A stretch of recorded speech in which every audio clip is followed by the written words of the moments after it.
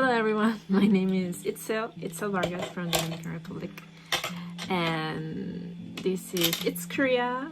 It's like a small project I'm trying to develop when I have some free time while I look for a job in Korea. So yes, I live in Korea. I came here in 2021 with a scholarship named KOICA, and today I'm gonna be explaining to you how did I got this scholarship and how was the process of me getting into Korea. And also I will be playing a game called Conquer, and in a private server. So while I enjoy playing, I will be just storytelling about my experience of how to come to Korea and my life here. What I'm gonna do in the game is like collect some materials so they're asking for me in exchange experience. So I will be doing that first. Okay, so how did I came to Korea? Sorry for my English first of all, because it's not my first language and I didn't even study it. I just learned it empirically. So I studied industrial engineering in Dominican Republic. However, this is not like the career I wanted to pursue. I wanted to be like some chemical engineering, but the university I wanted to attend didn't have this career, so I gave up on that and decided to go with industrial engineering because you can like explore many like branches of it, like processes, time studies and stuff. Like, you know, there's a huge variety you can try when you're in industrial engineering, so that's why I chose that career. I first started like working in like a part industry, like in a fabric where they made Nordstrom, Donna Karan, and you know, like very famous brands like Old Navy, Under Armour and stuff. However, it was like a really toxic environment, so I quit this job. And later on, I got to work in the 911 National Services of the Dominican Republic. It was kind of a really funny application process because when I got there, I went to take my CV there, and there was like the place was under construction, so I have to leave like my resume in a little box in front of a building with some random guardman, and it was a little bit odd. And I'm like, oh, this must be a joke. I'm not getting this job. Anyways, it was actually legit, and I got the job. As I worked there like for 5 years in 2 different positions. 1 year in the first one, and then 4 years in the other one. At the end, I became like an internal auditor, processes, not finance, and it was like a really nice experience. However, this job is like government, for the government, so I was a public officer somehow. And then, you know, the Korean government offers this scholarship for public officers of underdeveloped or developing countries. So they like want to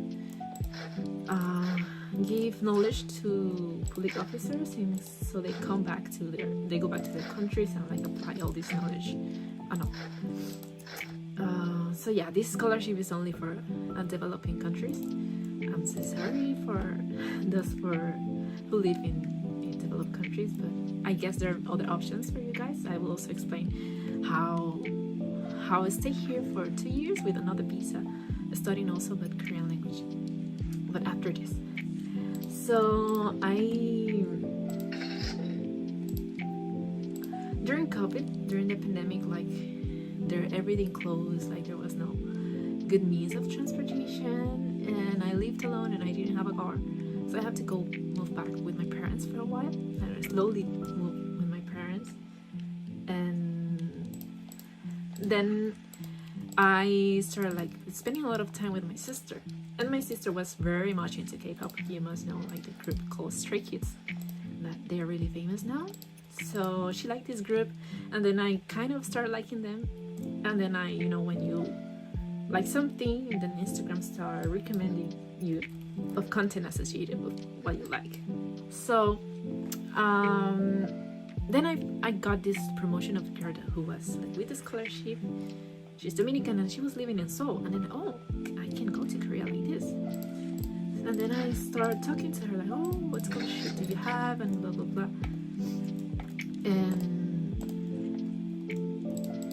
And then she started telling me like, look, this is how I did it, and it's not impossible. I'm here, and my English is not good, even though like the scholarship was in English, the program was in English.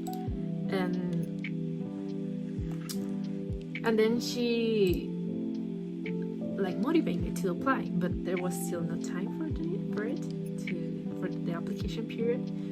And then I was on my vacation later on in 2021 in Florida with my family, and then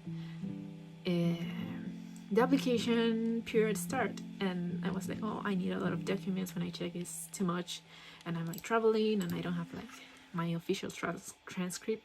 In Dominican Republic, you need like, when you get your transcript, you need to take it to an institution that they put a seal for it that is valid in other countries.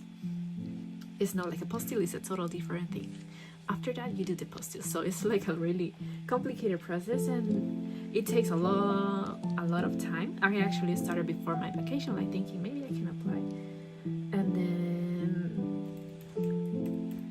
because my certificates was getting delayed, I changed my flight and I go back to Dominican Republic to trying to make my certificate come faster somehow. So I go back, and then I start applying, like collecting the documents. It was like a really hard process because it's a scholarship for only public officers. Not many people apply. Not many people wants to give up on their jobs and just move to a country where you don't even know the language. So no, there's not much people who can like guide you or explain how to do things. And since the girl that was helping me, she did the process like 1 or 2 years before I was doing it. She did was already like changing. So it was actually really hard for me to do this all by myself. And then I managed to get the documents, to collect the documents and apply. The job I was doing like allowed me a lot of free time to travel to the capital city, because all the application process and most of the documents in the Dominican Republic, you need to make it in the capital city. It's not like you can, some processes you cannot like do it from countryside or other cities. So I had to travel all that.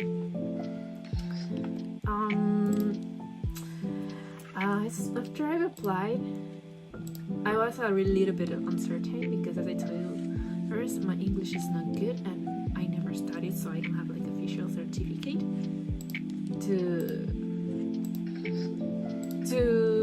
like say, hey, I can communicate in English. So I'm like, oh, I want to get this. And what I did was like,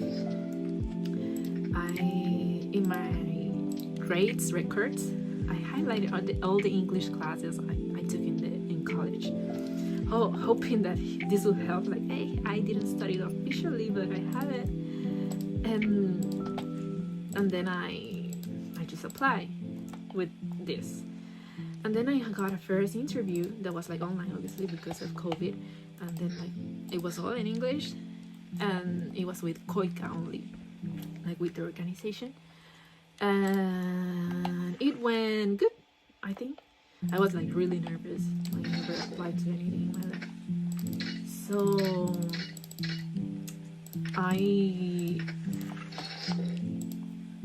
I just waited, and when it was like time was passing by and I got no contact, and then suddenly they called me like, hey, can you take like a TOEFL English course or something, because the university is requiring this for you to study there. And then I, of course, and I got running and applied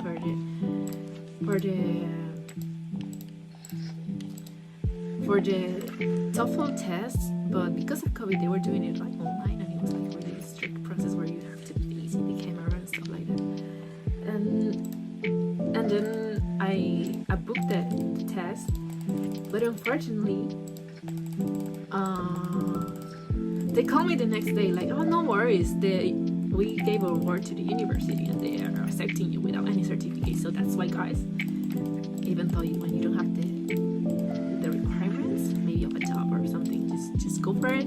You never know what's gonna happen. So I have like to cancel the test, and then I had to pay like a huge fee. That for me was a lot because it was just the TOEFL is like a kind of expensive test in the Dominican Republic for people who live there. And then I lost some money, but it's okay. I got in. I mean, I didn't get like a confirmation that I got the scholarship, but at least that they could process my application with the university. Also, I think I didn't mention the career, or well, the master's I applied to was to become a master's in public management, public administration, because I was a public officer, so I needed to be a master's where I have some experience.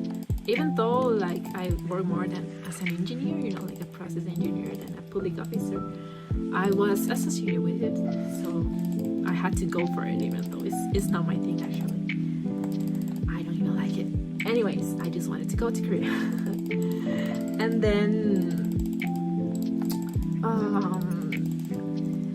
after that, I got the reply. I got a yes, you got the scholarship, and now you need to apply for some medical tests that you have to do before coming to Korea, and it had to be in like a specific hospital that was in the capital city, and then you have to go with an empty stomach and stuff like that. So it was really hard for me because the city is like 2 hours away, and then nothing in the belly, and then the medical studies are like quite expensive. I wanted to try like to get a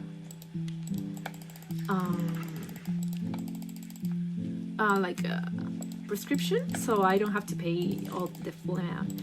However, it was very hard for me to get a prescription from the capital city for all these studies, so I couldn't get it. And I remember I spent like 15,000 Dominican pesos making the studies. That's a monthly salary in there for some people, and it was a lot of money. And then I have to go 2 times because they do like tuberculosis tests, and they put something inside you in the syringe or whatever, and then you have to go back to see if this liquid made any reaction on your arm or something. So yeah, so it was like quite hard, and I have to ask for a lot of permission from my job to go there. And yeah, it was like, oh my god, they're gonna fire me. So much permissions, and then at the end I'm gonna leave. So when I got the funny thing is that when I got here, I had to repeat all the studies. I don't know why, but it's Koreans don't trust like Latin American hospitals or something. I don't know, maybe they think that we fake that. I don't know actually. The point is that that's also a very nice experience when I did the medical studies here, that I will try to talk about you guys later, because it was like really nice and like different from what you're used to in Latin American or other countries. And yeah, the medical services here are like amazing. The healthcare system is like good. It's good and it's cheap. There are some obviously like negative points, and then I will tell you that in another video.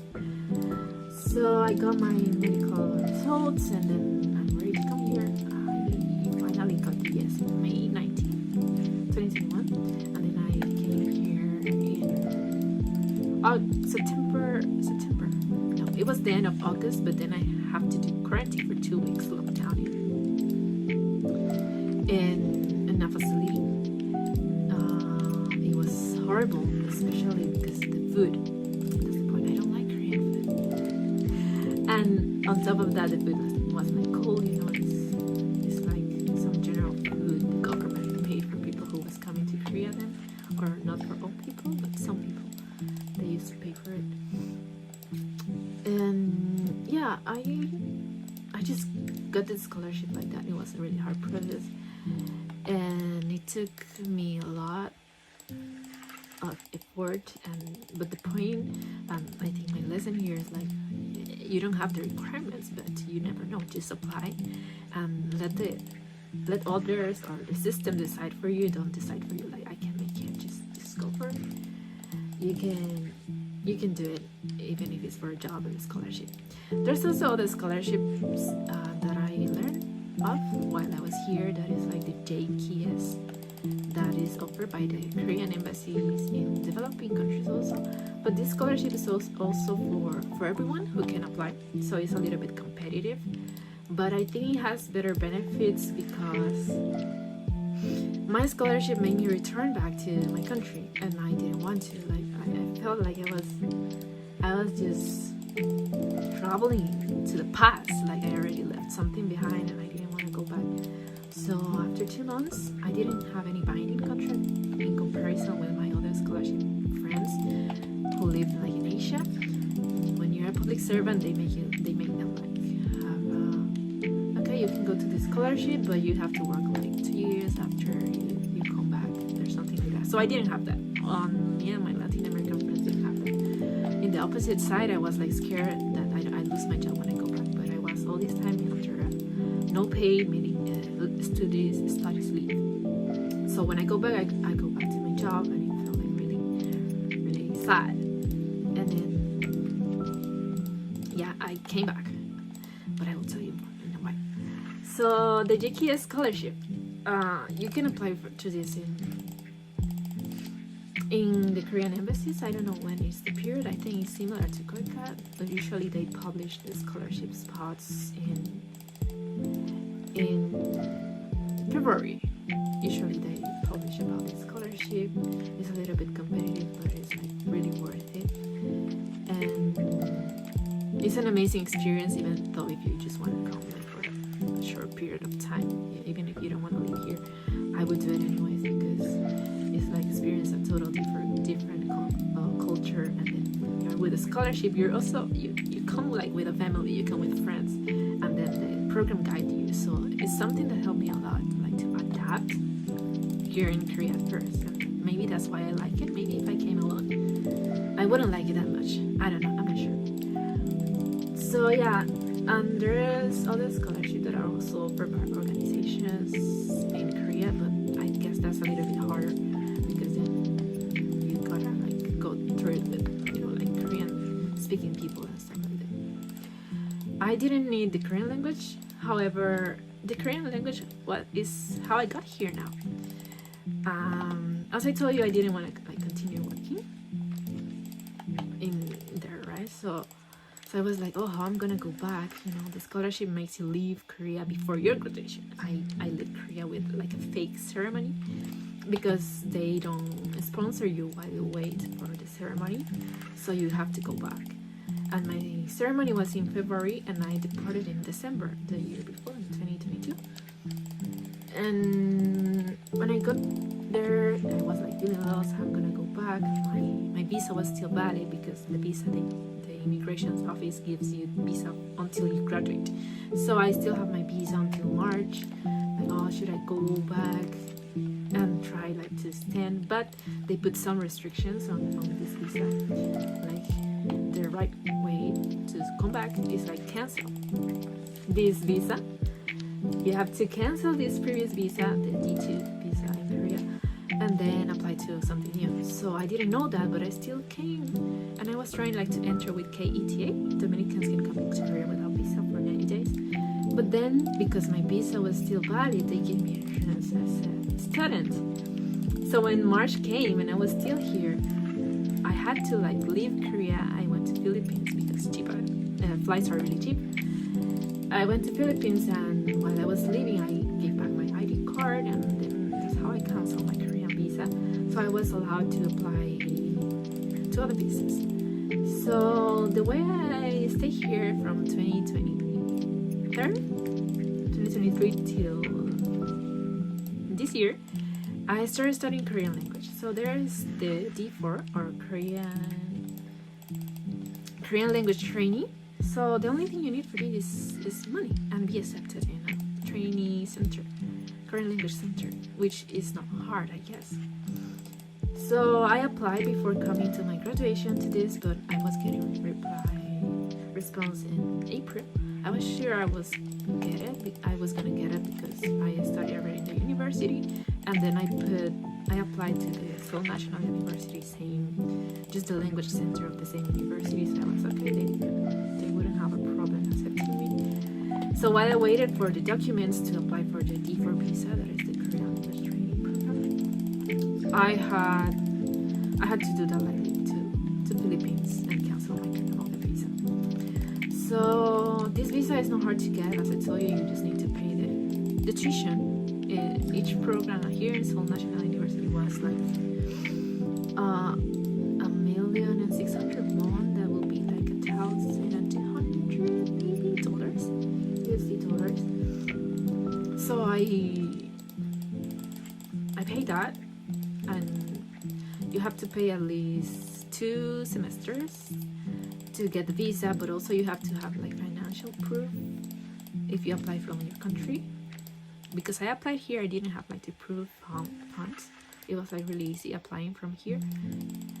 So when I got there, I was surprised that, oh, you don't need to prove your finance, your bank account, you don't need to provide it. So it was like really easy. But if you're applying from a country, yeah, you don't need to provide like a bank statement. I think that the money they ask for is like $10,000 in your bank account or your parents' bank account. So that's all you need. It's nothing special for applying to this visa. And then you can stay up to 2 years, but I have my issues about that because a friend got more than 2 years with it, and yeah, you can fail up to 3 times at the same level. You have to be careful with your assistance and with your attendance. But yeah, you can stay in Korea very easy for 2 years if what you want is the experience, and then you can change for job searching visa, which is the one that I am now. Yeah, I finished my Korean studies, and now I'm looking for a job here, which is a little bit hard because when you study Korean language, you learn how to read. You learn like special vocabulary. However, always the speaking is a little bit deficient. Like you don't get much time to speak Korean, and you don't get to know many Korean people because your classmates are not Korean. They're foreigners, so you mostly speak broken Korean or just English because it's the common language. So it was a little bit hard. Still being hard for me because my Korean, I can understand a lot. Like topic 5, which is advanced 1. The highest level is advanced 2, so I'm advanced 1. But I don't consider myself like able to speak fluently in Korean.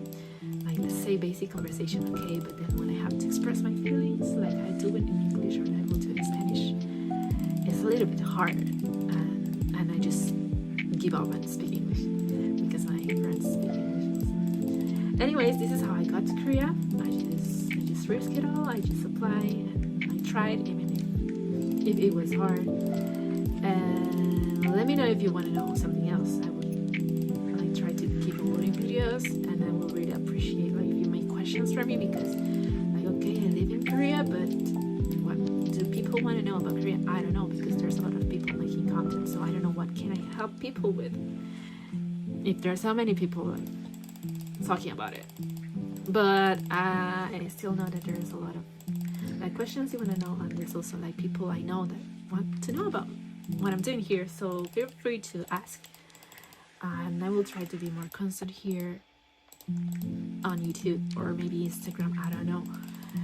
And yeah, I will try to do while I play because I don't like cameras and I like to play. And this is me doing two things in one, saving time. Anyways, this is It's Korea and see you later.